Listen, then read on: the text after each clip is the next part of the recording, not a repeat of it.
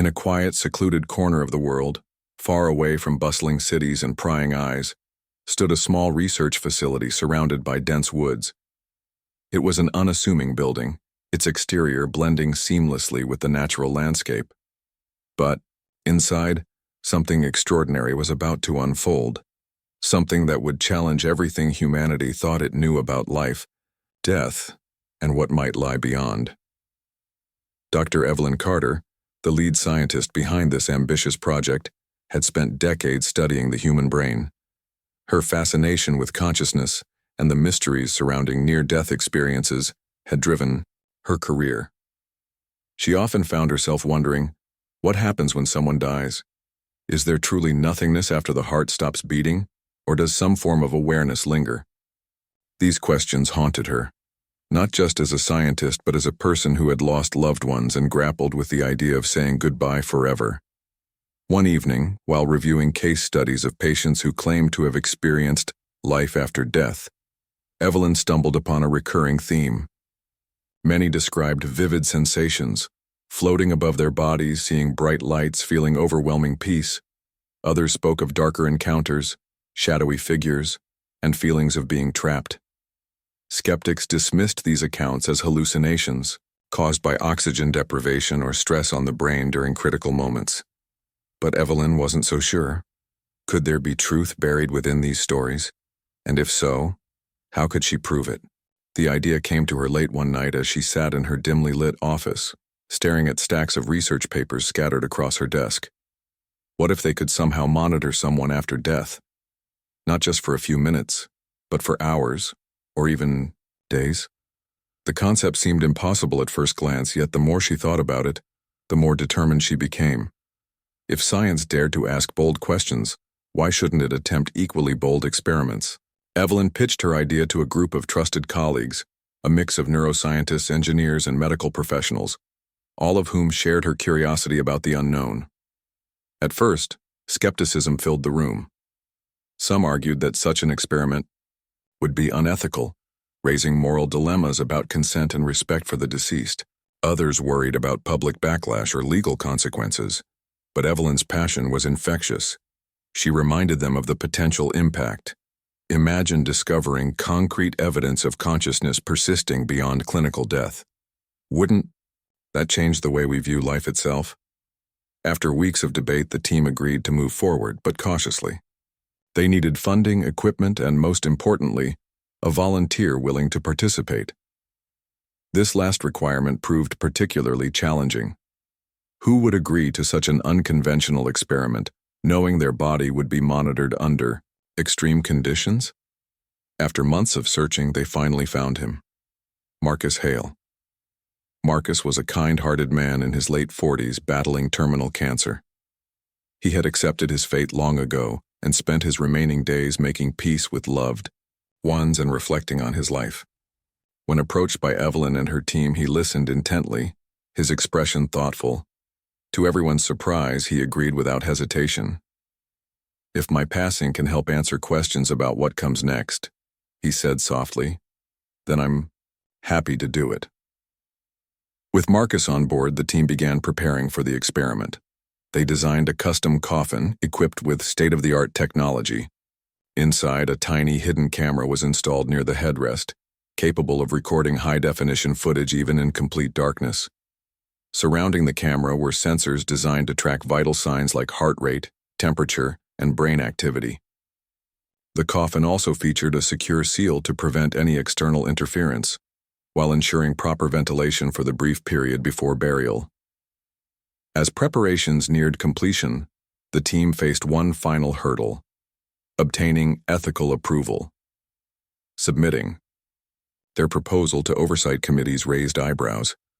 But thanks to carefully worded documents and assurances that all data would remain confidential, they managed to secure clearance. Still, whispers circulated among peers about whether this crossed the line between innovation and exploitation. Evelyn pushed aside her doubts, reminding herself that groundbreaking discoveries often required taking risks. The day of the experiment loomed closer, bringing both excitement and anxiety. Evelyn and her team worked tirelessly, double-checking every detail. They rehearsed protocols, ran simulations, and prepared contingency plans in case anything went wrong. Meanwhile, Marcus remained calm and composed, speaking openly with the researchers about his hopes for the project. "I've lived a good life," he told them one afternoon. "Now maybe I can leave behind something meaningful." Finally, the moment arrived. Marcus passed away peacefully in a hospital bed, surrounded by family and friends. His body was transported to the cemetery, where the specially designed coffin awaited. As mourners gathered around the gravesite, none suspected the true purpose of the ceremony. Tears were shed, prayers were whispered, and eventually the coffin was lowered into the ground. Dirt covered it layer by layer, until only a mound of earth remained. Back at the lab, the team gathered around monitors, their faces illuminated by the glow of screens. The live feed flickered to life, showing Marcus lying motionless inside the coffin. For hours, nothing happened. The silence was almost deafening, broken only by the hum of equipment and occasional murmurs among the researchers. Doubts crept in. Had they been too optimistic? Was this entire endeavor futile? But then, just as despair threatened to settle in, something changed. A faint twitch of Marcus's fingers appeared on the screen. Gasps rippled through the room. Was it a glitch? Or was this the beginning of something far greater than anyone had imagined? Little did they know, their journey into the unknown was only just beginning, and soon they would uncover secrets that would shake the very foundation of their understanding of life and death. The day of Marcus Hale's passing arrived sooner than anyone had anticipated. Terminal illnesses are unpredictable, and despite the meticulous planning that had gone into the experiment, there was always an element of uncertainty. When Evelyn received the call from the hospital early that morning, her heart sank, but only for a moment. She quickly reminded herself why they were doing this. Marcus had made his decision willingly, and now it was up to them to honor his choice. The team sprang into action, each member moving with precision and purpose. The specially designed coffin had already been transported to the cemetery the night before, discreetly placed in a secure location until the burial ceremony. Inside the lab, monitors blinked to life as systems were powered on and tested one last time. Every piece of equipment, from the hidden camera to the sensors tracking vital signs, was checked and double-checked. There could be no room for error. This wasn't just another scientific experiment. It was a leap into uncharted territory. At the hospital, Marcus's family gathered around his bedside, saying their final goodbyes. His wife held his hand tightly, tears streaming down her face as she whispered words of love and gratitude. There, children stood nearby, clutching each other for support. It was a deeply emotional scene, one that tugged at the hearts of even the most stoic members of Evelyn's team who were present to oversee the transition. Despite knowing Marcus's wishes, it was hard not to feel a pang of guilt. Was it right to turn such a personal moment into part of an experiment? Evelyn pushed those thoughts aside, reminding herself that Marcus had chosen this path willingly and with great conviction. Once Marcus was pronounced dead by the attending physician, the process began. His body was carefully transferred to the waiting hearse, which carried him to the cemetery where the rest of the preparations awaited. The weather seemed fittingly somber. Gray clouds hung low in the sky, casting a muted light over the landscape. A light drizzle dampened the air, adding to the solemn atmosphere. Mourners slowly trickled in, dressed in black and carrying umbrellas to shield themselves from the rain. Friends, relatives, and colleagues of Marcus came together to pay their respects, unaware of the extraordinary events unfolding beneath the surface. As the service began, Evelyn and her team observed quietly from a distance. They blended in with the crowd, trying not to draw attention to themselves. Cameras weren't allowed at the gravesite, so no one noticed the tiny device embedded within the coffin itself. To everyone else, this was simply a funeral, a final farewell to a beloved husband, father, and friend. But for Evelyn and her colleagues, it was the beginning of something far greater. The pastor spoke softly, offering comforting words about life, loss, and the hope of reunion in the afterlife. Flowers were laid atop the coffin, their vibrant colors, contrasting sharply with the gloominess of the day. As the eulogies concluded, the coffin was gently lowered into the ground. The sound of soil hitting wood echoed through the quiet cemetery, marking the end of the ceremony. One by one, mourners placed roses on the grave before turning away, leaving the site behind. Back at the lab, the mood shifted dramatically once the live feed flickered to life. The screens displayed a static image of Marcus lying motionless inside the coffin. His face was calm, almost serene, untouched by the chaos of the world above. For hours, nothing changed. The silence in the lab grew heavier, broken only by the occasional hum of machinery or the soft rustle of papers being shuffled. Researchers exchanged nervous glances, unsure whether to feel relieved or disappointed. Had they miscalculated?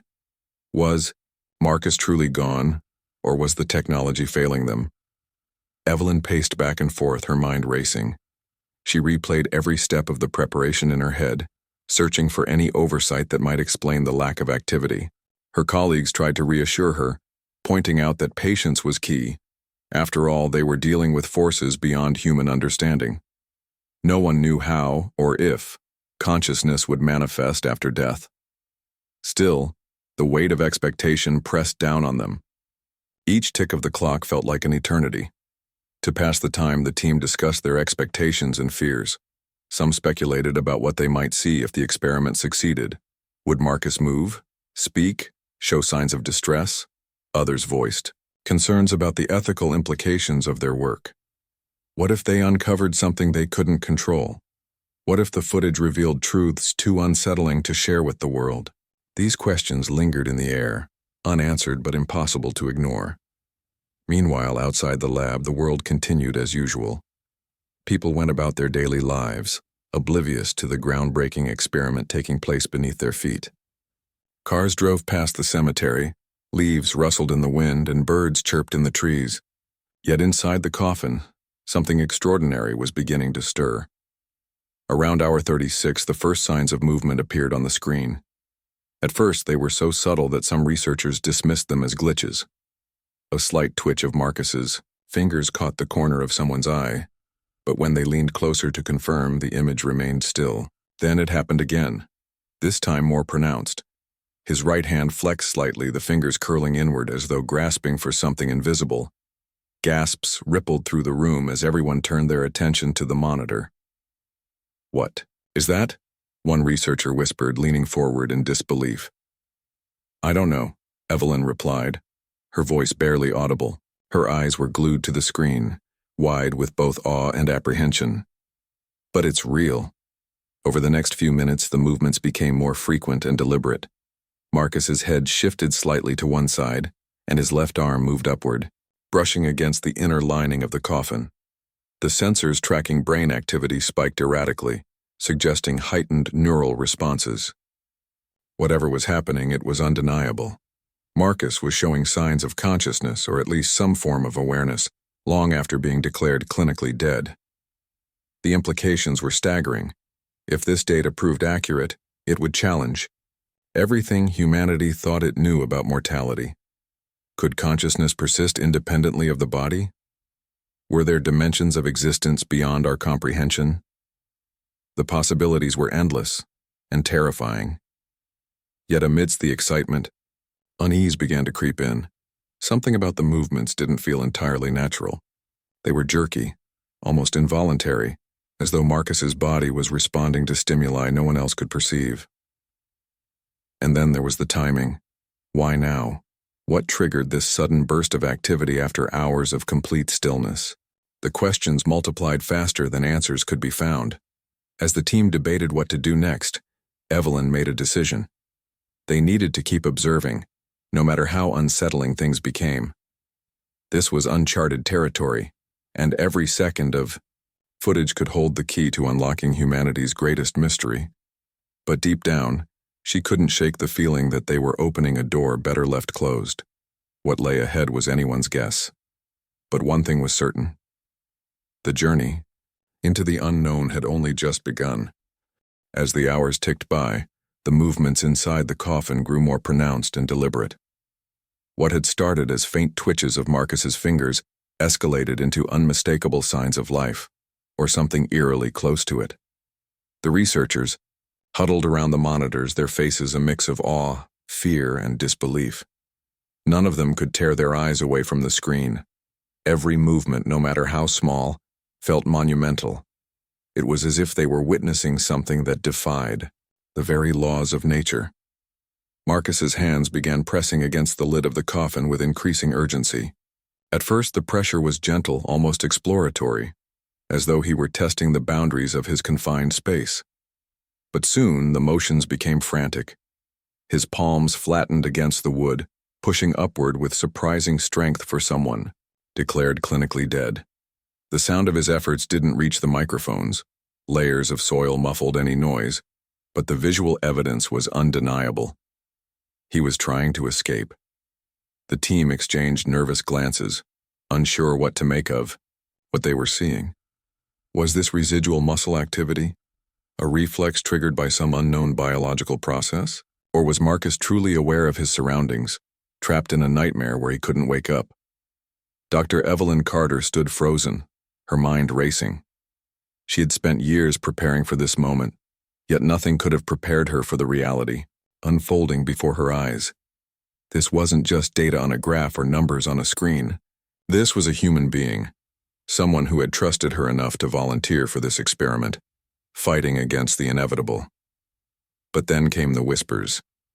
At first, they were so faint that the researchers thought it might be static interference or background noise picked up by the sensitive microphones embedded in the coffin.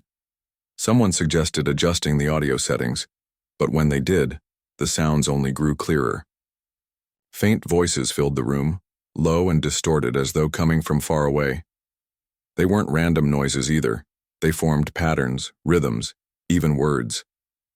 Some members of the team swore they heard Marcus's voice pleading for help, while others claimed the voices belonged to someone or something else entirely. "Can you hear that?" one researcher asked, his voice trembling. "Is that him?" Evelyn leaned closer to the speakers, straining to make sense of the sounds. Her heart pounded in her chest as fragments of sentences began to emerge. Phrases like, "Let me out," "It's too dark," and "They're here," repeated over and over again, interspersed with guttural sounds that sent chills down everyone's spines.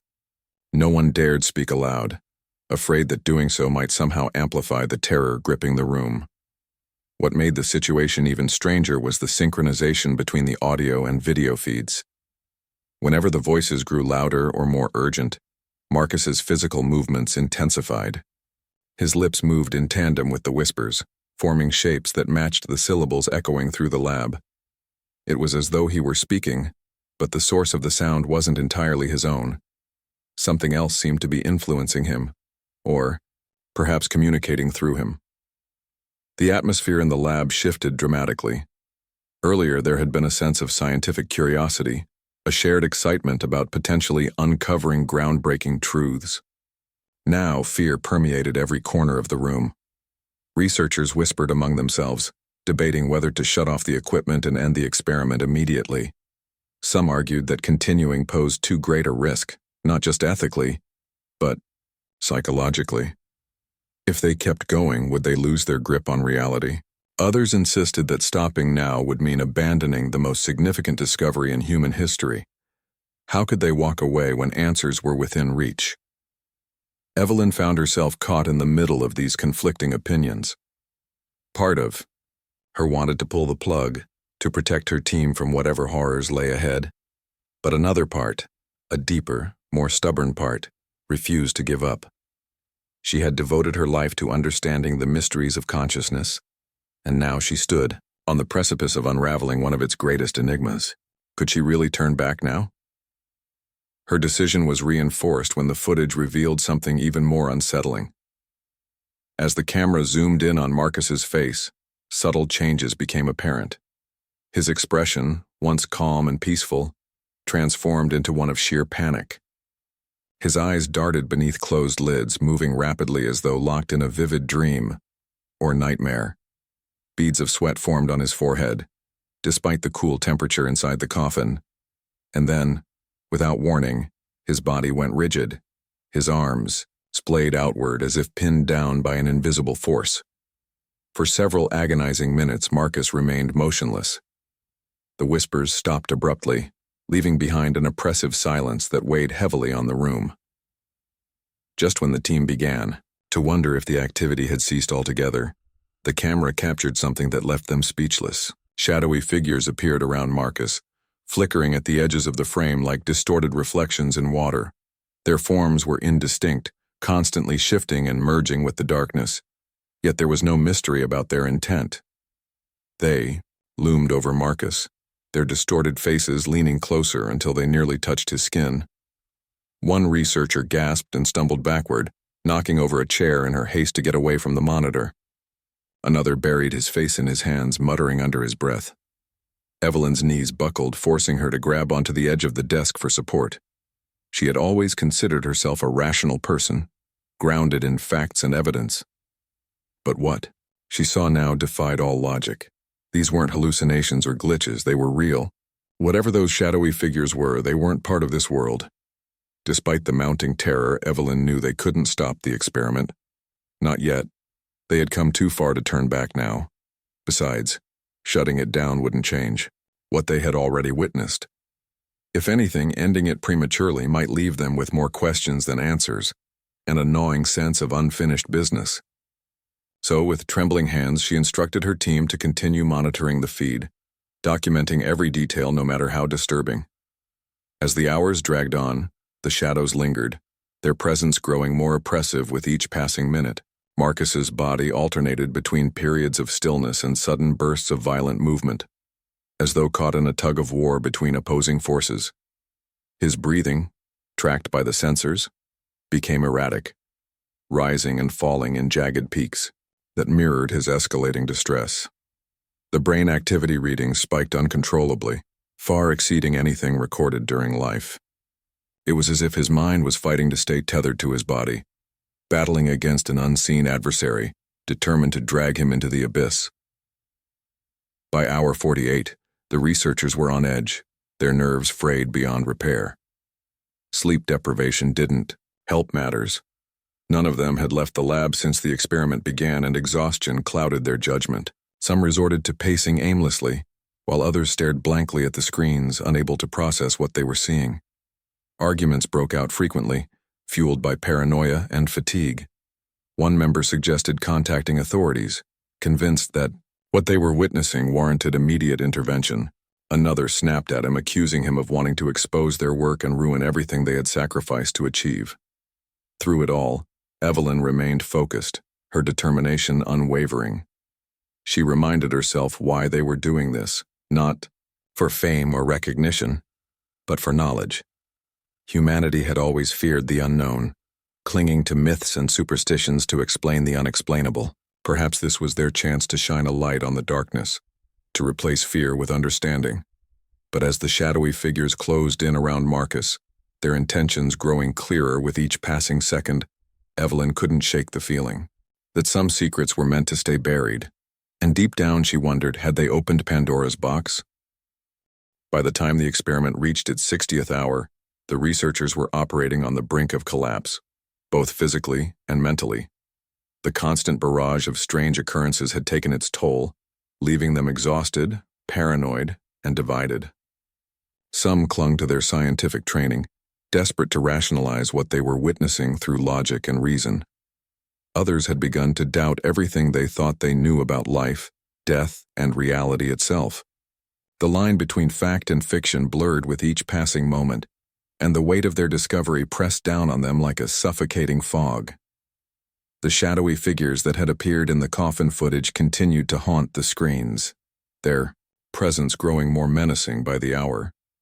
At first they had been faint outlines, barely distinguishable from the darkness surrounding Marcus's body. But now they loomed larger, their forms sharper and more defined.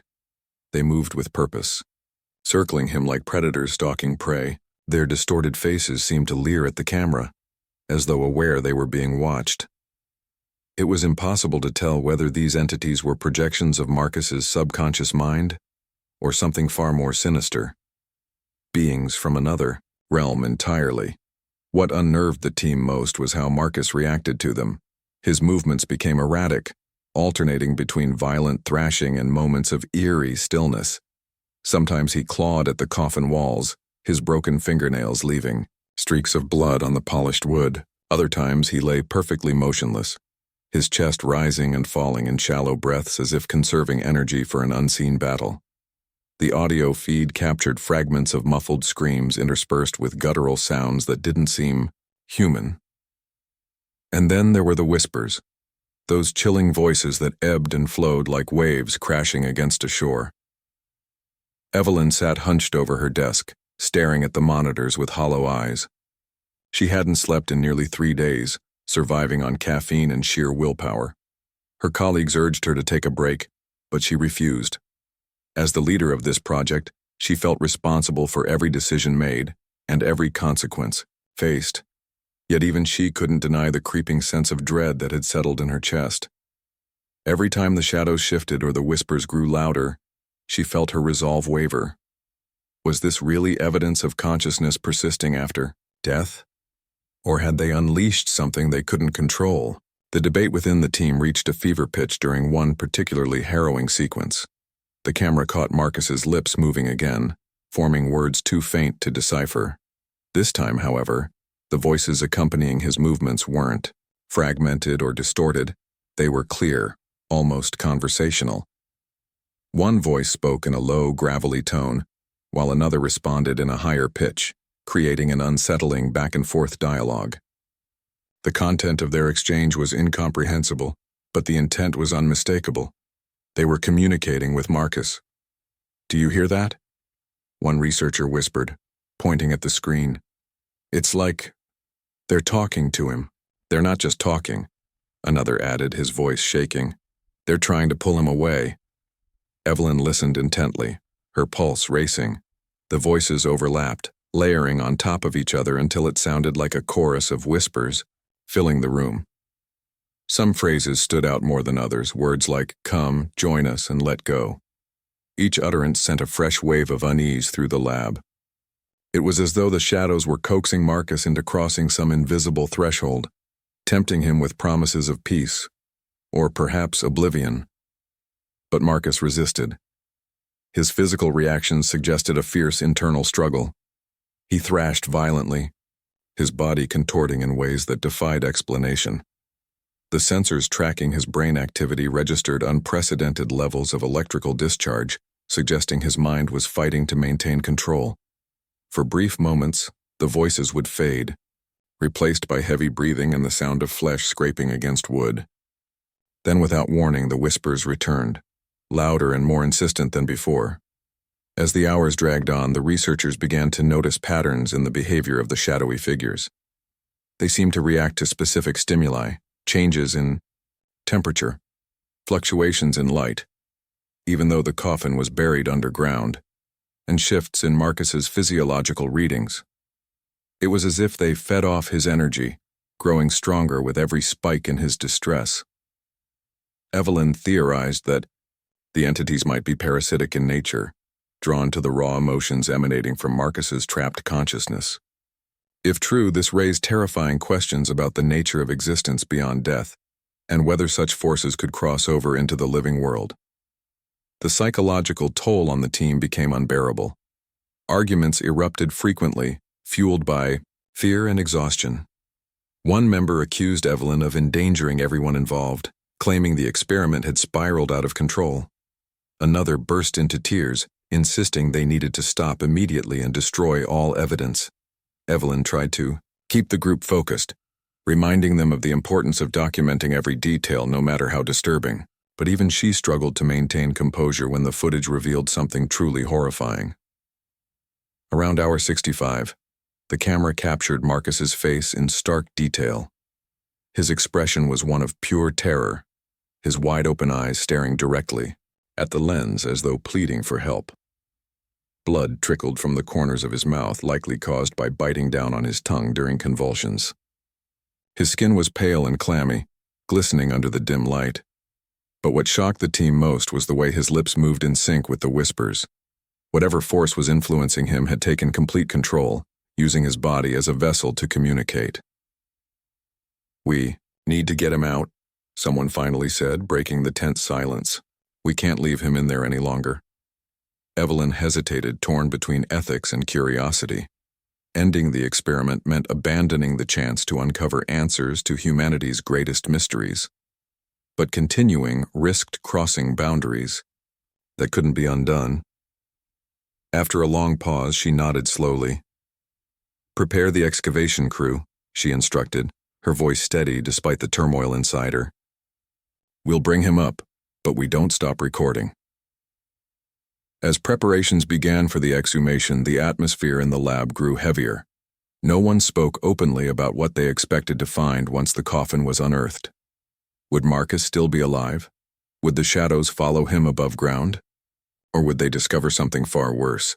Proof that death wasn't the end, but merely a doorway to something unimaginable. When the excavation crew arrived at the gravesite, the rain had stopped, leaving behind a damp, oppressive quiet. The soil was soft from the earlier drizzle, making the digging process quicker than anticipated. Each shovel of dirt brought them closer to the truth, yet none of them dared to speculate aloud. Back at the lab, the researchers gathered around the monitors, holding their collective breath as the live feed showed the coffin being exposed to daylight for the first time in days. And then, just as the lid was pried open, the camera captured its final, devastating image. Marcus lying motionless, his face frozen in an expression of abject horror. His body bore signs of immense trauma, broken nails, bruised knuckles, and scratches covering his arms and torso.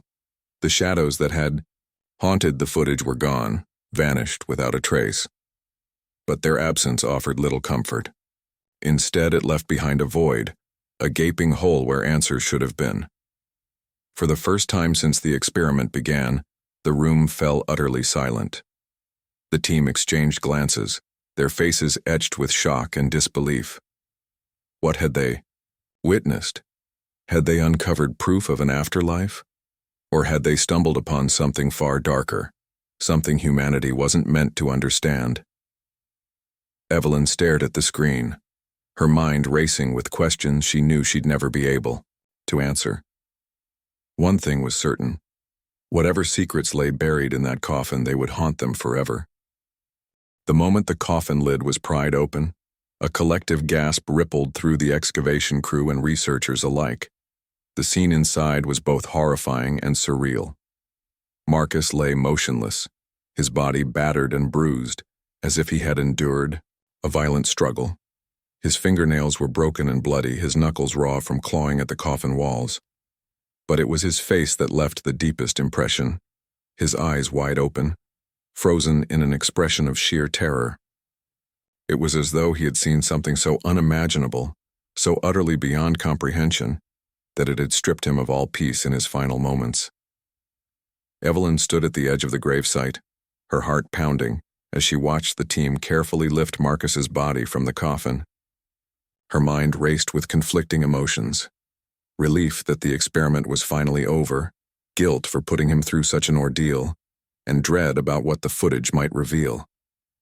She had spent years preparing for this moment, yet nothing could have prepared her for the reality before her eyes. This wasn't just data on a graph or numbers on a screen. It was a human being who had trusted her enough to volunteer for this experiment, only to die in apparent agony. As Marcus's body was placed onto a stretcher and carried away, Evelyn turned her attention back to the monitors in the lab. The live feed had gone dark the instant the coffin was opened, leaving behind only static. For a brief moment, she wondered if the camera had malfunctioned, or if whatever force had been influencing Marcus had somehow interfered. Either way, the absence of new footage left her unsettled. They would need to review everything they had recorded so far, piecing together the fragments of evidence to make sense of what had happened. Back at the facility, the team gathered around the screens once more, their faces pale and drawn. No one spoke as Evelyn queued up the playback, starting from the beginning of the experiment. Watching it all unfold again felt like reliving a nightmare. The initial stillness of Marcus's body gave way to faint twitches, then frantic movements. followed by the appearance of shadowy figures and the haunting whispers. Each frame seemed more disturbing than the last, confirming what they had feared all along. Marcus hadn't simply experienced post-mortem consciousness, he had been tormented by forces they couldn't explain. But it was the final hours of footage that truly chilled them to the bone. As the shadows grew bolder, their forms sharper and more defined, it became clear they weren't passive observers. They interacted with Marcus, leaning close to him, their distorted faces almost touching his skin. In one particularly unsettling sequence, the camera captured Marcus's lips moving in sync with the whispers, forming words too faint to decipher. The voices overlapped, creating a cacophony of sound that sent shivers down everyone's spines. Phrases like "come with us, that you belong here," and "let go" echoed through the speakers, each utterance laced with an eerie urgency. What struck Evelyn most was how Marcus resisted until the very end. Even as the shadows closed in around him, even as the whispers grew louder and more insistent, he fought back. His thrashing movement suggested a desperate attempt to escape, while the spikes in brain activity readings indicated a fierce internal battle. It was as though he was caught between two worlds, torn between life and death and whatever lay beyond. As the playback ended, the room fell silent. The weight of what they had witnessed pressed down on them, suffocating in its intensity. One researcher broke the silence, his voice trembling. Do you think those things are still out there, watching us?" No one answered. The question hung in the air, unanswered but impossible to ignore. Evelyn stared at the blank screen, her thoughts spiraling. Had they merely documented a phenomenon, or had they inadvertently opened a door better left closed? The shadowy figures had vanished when the coffin was opened, but did that mean they were gone, or simply waiting? To make matters worse, the leaked footage began circulating online within days. Despite strict protocols and promises of confidentiality, someone on the team had uploaded clips of the experiment, sparking outrage and fascination worldwide. Social media erupted with theories ranging from scientific explanations to supernatural speculation. Some hailed the discovery as groundbreaking proof of life after death, while others condemned the experiment as unethical and exploitative. News outlets scrambled to cover the story, dubbing it the Coffin experiment and fueling public hysteria. Evelyn found herself thrust into the spotlight, facing intense scrutiny from both the scientific community and the general public. Interviews poured in, but she declined them all, retreating further into isolation. The backlash was relentless. Ethics committees demanded answers, religious groups decried the experiment as sacrilegious, and conspiracy theorists spun wild tales about government cover-ups and secret societies. Amid the chaos, Evelyn struggled to reconcile her intentions with the consequences of her actions. She had sought to uncover truths about consciousness and mortality, but at what cost? Meanwhile, Marcus's family grappled with their own grief and confusion. His wife refused to watch the leaked footage, unable to bear seeing her husband in such distress. Their children, however, couldn't look away. They scoured the internet for every clip, hoping to find some semblance of closure, or at least an explanation for why their father had suffered so much. When they confronted Evelyn during a private meeting, their anger was palpable. "Why did you do this to him?" Marcus's daughter demanded, tears streaming down her face. "He trusted you. He believed in your work. And now we don't even know if he's really gone." Evelyn had no answer. How could she explain something she barely understood herself? All she could offer was an apology, hollow though it may have been. "I'm sorry," she said softly, her voice breaking. "I never meant for any of this to happen." The fallout extended beyond personal guilt and public outrage. The research facility was shut down indefinitely, its equipment confiscated and classified under government oversight.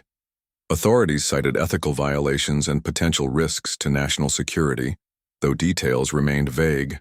Rumors circulated about secret investigations and classified reports, but nothing was ever confirmed. Evelyn and her team disbanded, each member going their separate ways, haunted by what they had witnessed. For Evelyn, the aftermath was unbearable. Sleep eluded her, plagued by vivid nightmares of shadowy figures closing in around her bed. During waking hours, she replayed the experiment in her mind, dissecting every detail in search of answers.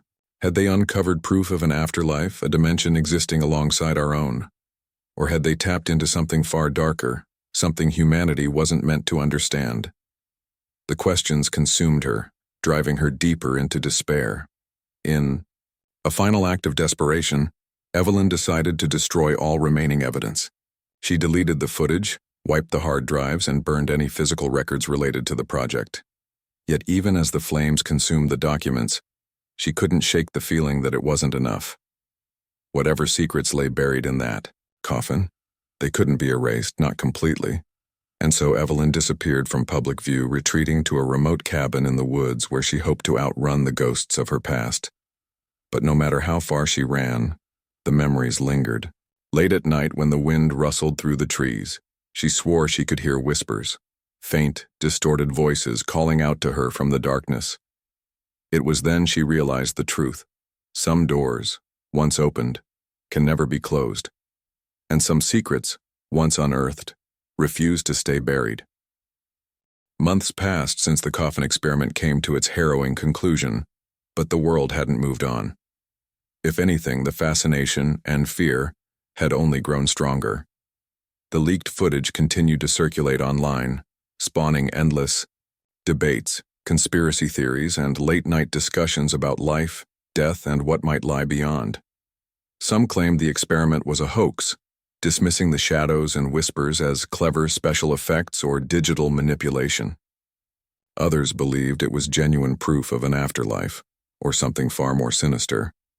For Evelyn Carter, however, there was no escaping the reality of what she had witnessed. It wasn't just a story, it was her burden to carry. Evelyn's decision to destroy all evidence of the experiment did little to ease her guilt.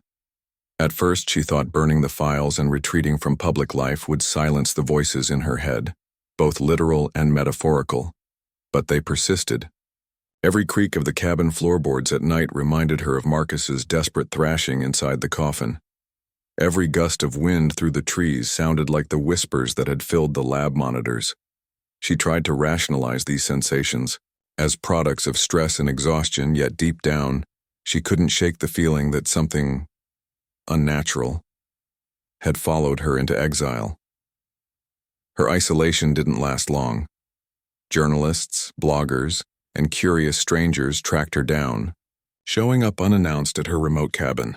Some wanted answers, others sought sensational stories for their platforms, and a few seemed genuinely sympathetic. But Evelyn refused to speak to anyone. She ignored knocks on her door, deleted emails without reading them, and avoided looking out the windows when cars pulled into her driveway. Her only solace came during quiet moments alone, wrapped in the stillness of nature. Or so she hoped. Even then, the memories haunted her. One evening, as twilight settled over the forest, Evelyn sat by the fire with a cup of tea cradled in her hands. The flames danced hypnotically, casting flickering shadows across the walls. For a brief moment, she allowed herself to imagine a different life, one where she hadn't pursued this line of research, where she hadn't asked Marcus to volunteer for such a risky endeavor. What if she had chosen another path? Would she be happier now? At peace? But those thoughts were fleeting. As the fire crackled softly, she heard it again, the faintest whisper, barely audible over the sound of the logs burning. Her breath caught in her throat as she turned toward the source, half expecting to see shadowy figures materializing in the corners of the room. Instead, the cabin remained empty, save for her and the fire. Still, the voice lingered, repeating the same phrase. Over and over, "You opened the door."